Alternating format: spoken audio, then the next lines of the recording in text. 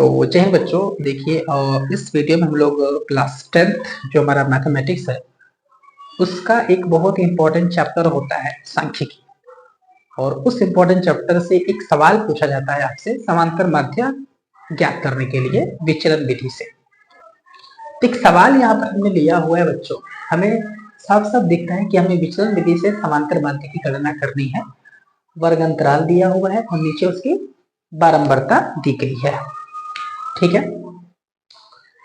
हमें विचलन विधि से समांतर माध्य की गणना करनी है। विचलन विधि से समांतर माध्य की गणना करने के लिए बच्चों एक फार्मूले की आवश्यकता पड़ती है, यानी कि एक फार्मूला होता है विचलन विधि से समांतर माध्य की गणना करना। वो फार्मूला होता है x बार बराबर a plus sigma F D upon sigma F. ये जो a होता है ना, इसको कहा जाता है एज्यूम्ड मीन, हिंदी में कल्पित माध्य। कल्पित माध्य। तो आपसे पेपर में ये भी पूछ सकता है कि कल्पित माध्य विधि से समांतर माध्य की गणना करनी है। ठीक है, जो पहला वाला मेथड होता है वो आसान होता है, जिसमें कि x बार बराबर sigma F x upon sigma F वाला जो फॉर्मूला होता है वो आसान होता है, वो आप कर सकते हैं। ठीक है, कोई दिक्कत वाली बात नहीं है। और मेरा मकसद ये होता है कि ऐसे टॉपिक्स जो बच्चों को थोड़ा सा कम समझ में आए या फिर जिसमें थोड़ी प्रॉब्लम हो, वो उस टॉपिक पर मैं वीडियो बनाऊं। तो कल्पित माध्य कहिए या फिर विचलन विधि कहिए, एक ही बात होता है और इन दोनों तरीके एक ही हैं, और आप इन्हीं तरीकों से समांतर माध्य निकालना सीखने वाले हैं। ठीक है, तब कुछ स्टेप्स ध्यान रखने हैं। सबसे पहले वर्ग अंतराल आप लिख लेंगे, वर्ग अंतराल। ठीक है, वर्ग अंतराल इस तरह से सवाल आपके पेपर में आएगा। वर्ग अंतराल 10 से 15, 10 से 25, 25 से 40, 40 से 55। ठीक है, और 10 से 25, 25 से 40, 40 से 55। ठीक है, 40 से 55। ठीक है, 55 से 70, 55 से 70, 70 से 85, 70 से 85, 85 से 100, 85 से 100। ठीक है, 10 से 25 15 का अंतर है ना, 10 से 25 15 का अंतर है। ठीक है, 25 से 40 फिर से 15 का अंतर, 40 से 55 फिर से 15 का अंतर, 55 से 70 फिर से 15 का अंतर, 70 से 85 फिर से 15 का अंतर, और 85 से 100 फिर से 15 का अंतर। ठीक है, इस तरह से वर्ग अंतराल हो गया। वर्ग अंतराल के बाद जो दूसरी चीज आप लिखेंगे, बारंबारता नहीं लिखना आपको, वर्ग अंतराल के बाद आपको लिखना है मध्यमान। मध्यमान, मध्यमान का मतलब होता है x। ठीक, मध्यमान लिखने का तरीका क्या है कि आप इन दोनों को जोड़ेंगे और जोड़ करके आधा कर देना है। 25 और 10 को जब आप जोड़ेंगे तो 25 और 10 मिलकर कितना होगा 35, और 35 का आधा कितना होगा 17.5, 17.5। ठीक, 40 और 25 को जोड़ेंगे तो कितना आएगा 65 आएगा। कितना आएगा 65, और 65 का जब आप आधा करेंगे तो कितना आएगा 65 का आधा करने पर कितना आएगा, देखिए 2 से भाग दीजिए, 2 3 6, 5, 2 2 के 4, 1.0 है ना, मतलब 32.5 आएगा, 32.5 आएगा। ठीक है, अच्छा 40 और 55 को आप जोड़िए, 40 और 55 को जब आप जोड़ेंगे तो कितना आएगा, तो 5 4 9 95 आएगा। 95 का आधा कितना होगा, 2 चौके 8 होगा, 15 2 7 मतलब 47.5, 47.5। ठीक है, 70 और 55 को जोड़िए, 7 5 12, 125 आएगा। 125 का आधा कितना होगा, 2 6 के 12, 2 2 के 4, 10.5 यानी 62.5। ठीक है, 62.5। ठीक है, 85 और 70 को जोड़ेंगे तो 8 7 कितना होता है 15, यानी 155 आएगा, और 155 का आधा कितना होगा, 155 का आधा होगा 2 7 14, 2 8 16, 78.5। ठीक है, 2 साते 14, फिर से 2 साते 14, 77.5, ठीक है, 77.5 ये होगा। 100 और 85 को जोड़ेंगे 185 आएगा। 185 का जब आप आधा करेंगे तो आपको मिलेगा 2 नंबर 18, 2 दूनी के 4, यानी कि 92.5, 92.5, ठीक है, 92.5, 92.5। तो आप क्या निकाल लेंगे, मध्यमान निकाल लेना, x निकाल लेना है। मध्यमान के बाद जो आपको लिखना है वो लिखना है यहाँ पे कल्पित माध्य, कल्पित माध्य आपको मानना है। कल्पित माध्य को हम a से प्रदर्शित करते हैं और a का मान आपको कौन सा लेना है, ऊपर का 2 छोड़िए, नीचे का जो छोड़िए, बीच में का जो 2 बचा हुआ इसमें से आप कोई भी ले सकते हैं। हालांकि आप इसमें से भी कोई ले सकते हैं, कोई दिक्कत वाली बात नहीं है। तो हमने क्या किया कि 47.5 ले लिया, यहाँ पे 47.5 यहाँ पर हमने ले लिया, ठीक है। आप कोई भी नंबर ले सकते हैं इसमें से, है ना, लेकिन वही लीजिएगा जिससे थोड़ा सा आसानी हो आपको, ठीक है। अच्छा, हमने a का मान ले लिया 47.5। उसके बाद अब आपको निकालना है बच्चों, अब आपको निकालना है d। क्या निकालना है, कल्पित माध्य हो गया a, अब आपको निकालना है d। d का मतलब होता है विचलन, d का मतलब होता है विचलन, यानी कि d। ये निकालना है तो क्या तरीका होता है, d आपको निकालना है तो आपको x माइनस a करना पड़ता है। x माइनस a का मतलब हुआ कि आप मध्यमान में से कल्पित माध्य को घटाते जाइए।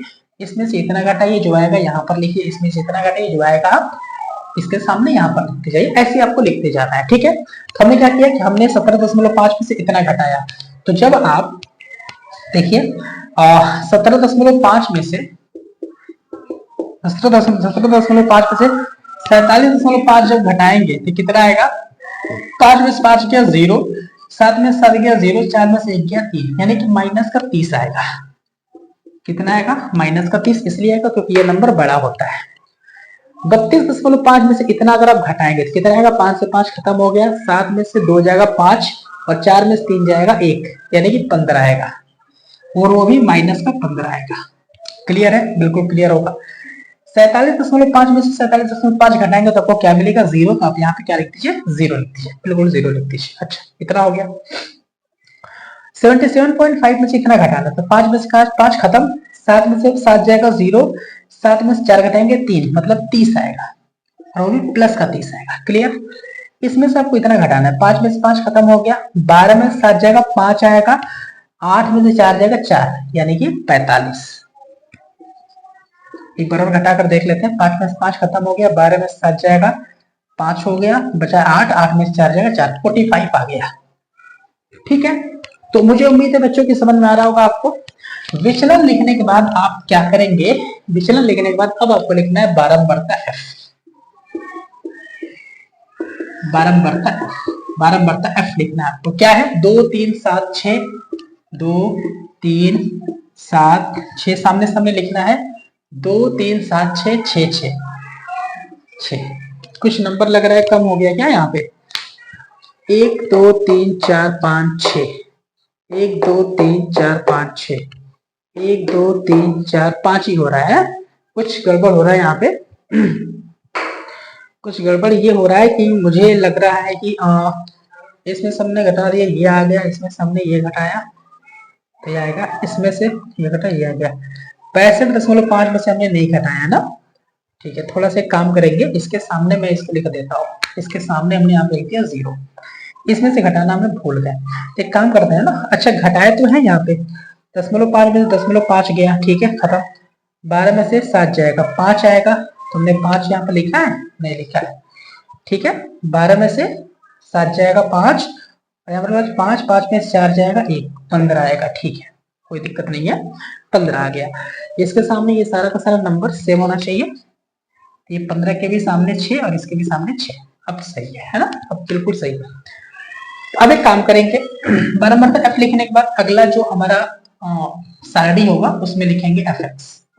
सारणी में अगला जो हमारा पद होगा वो होगा fx, यानी कि जो बारंबारता है और विचलन है उसका गुणनफल ft। तो गुणा करिए, 30 दूनी के -60 आ गया, 15 दिया माइनस 45 आ गया, साथ में 0 गुणा करेंगे 0 आएगा, और 15 छक्का 90, और 6 3 18 180, और 45 छक्का कितना होगा, तो 6 पंचे 30, और 6 चौके 24, 24 3 27। ठीक है, कोई दिक्कत वाली बात नहीं है, हो गया।